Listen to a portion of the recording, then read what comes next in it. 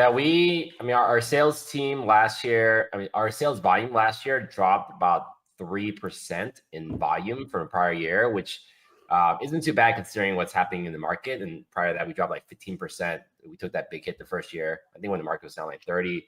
And then we also last year had 90% retention of our top 50 agents. We started with around like 205 team members, and we ended the year around 190. So Wow. we were able to because a lot of people left and came, especially a lot of people are like not reading their licenses, but we were able to do same production with way less people, especially coming off a year. So we were proud of having our top agents do more business. What did you focus on for that to be true? We stopped trying to. I know we brought on 100 something agents, but that was a slower year for us. We didn't do that many events. We didn't do social events just to bring in people. We didn't do panels. We didn't do mixers just to recruit for the sake of recruiting.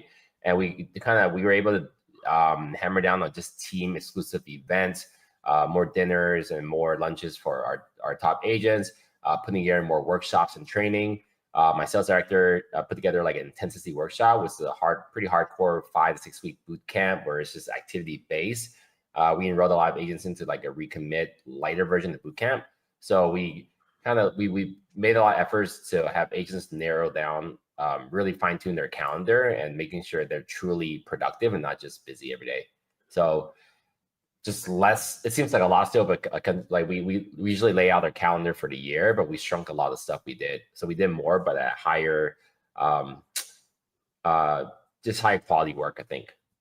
Gotcha. Really pouring into your current team members and giving them lots of attention and lots of love. Yeah. Yeah, I would say that probably really significant in the retention side of things with your agents. And you know, the ripple effect of that is higher production, being able to spend more time with them.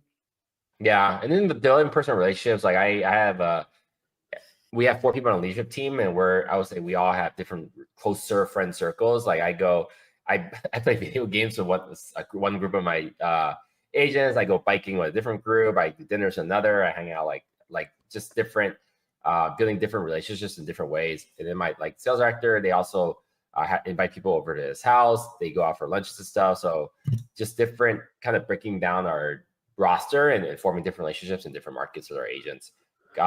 We kind of got the term like re-recruiting. You're constantly retaining and re-recruiting your agents to make sure this is the place they want to be. And they're happier. They like being here more. So then we shouldn't. If they're comfortable being here, then the production goes up higher. They feel acknowledged. How do you juggle so many people? Is it more by committee? Hey, we're throwing this out there. Who wants to join us? Is it more of you personally being intentional and personally reaching out to them and staying, really trying to engage the conversation? We have group coaching calls with my director of sales. He does it 3 times a week, 8:30, 9:30, and they're pretty well attended. Around like 40, 50 people from mostly our team, probably 90% of our team come out. They talk about their day, set them intentions for the week, talk about the wins. They get pretty vulnerable in their personal lives. So that connection builds. We also have a couple different online lead platform partners, and many of the agents partner up on deals. Example, we're a Zillow seller connection partner.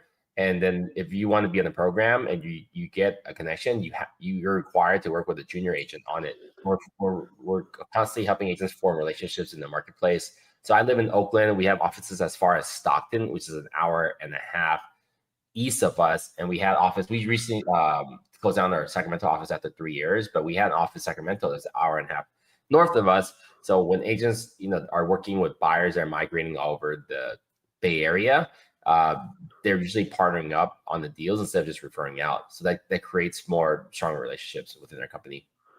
Dude, I love that. So shutting down an office 3 years in, I mean, was it just a more of a logical math decision? Yeah, the office was too big. We went gung ho on recruit. So last year we brought 110 agents, which again was one of the slowest years we've had. Prior was 160, and the prior year was 240. So a lot of these offices opening during the pandemic was a huge rush, bringing in hundreds of agents, but then the market kind of dwindled out, at least the velocity of it. So certain markets, we weren't able to recruit as heavily as we did. And a lot of times it didn't really make sense to keep them because they were like profitable, but not worth the risk. If I lost a couple producers in the office, and the office could easily be not profitable. So at 2 of our locations, we shut down a couple locations recently, Sacramento being one of them. We just had the agents now just use Regis spaces. And then if you guys are with EXP, you know that Regis is a free value add by the company. But there's also Regis also has a sister company called Spaces. They're more like urban major metro markets. They're both owned by IWG. Spaces looks really cool. It's like WeWork or Industrious. It's kind of sexy, sleek, newer, modern. Yeah. So now our agents just go use the different Spaces locations, and then their Daily City location, which is next to South San Francisco, they're using the Spaces South San Francisco. So we track all the activity on our team. We look at a lot of data before we make big decisions, including if we're like bringing on new programs or cutting out programs. We cut out a lot of stuff last year too. We added a lot of stuff. We cut out a lot of stuff. Like literally this week, I'm demoing 3 new products. We're always looking at see what we're missing out there. But office spaces, we are looking at the Bluetooth key activity. 40% of our agents don't even use the office once a week. So we did not need like 9 offices for 200 agents. My goal like a couple of years ago is to get to 600 agents. We're on the way there, but we had close to 400 team members 2 Januaries ago. Right. What I mean, has that goal changed? Does it hold steady kind of where we're at? Do we love the 200? I mean, if we grow, I'm estimating that we're going to get down to 150 by the end of this year. Okay. Is that just through just natural attrition? Yeah, just attrition, just normal attrition in the market. Way less new agents are coming in the business. A lot of agents are not renewing their licenses. It's kind of sad because like just in the last month, 4 agents, we find out they leave the company because ESP emails us, hey, they're no longer licensed, so or didn't pay their dues or something. So then they got dropped. So we work with a lot of new agents on our team just because we are a newer team. Our average tenure might be around like 3 years on our team.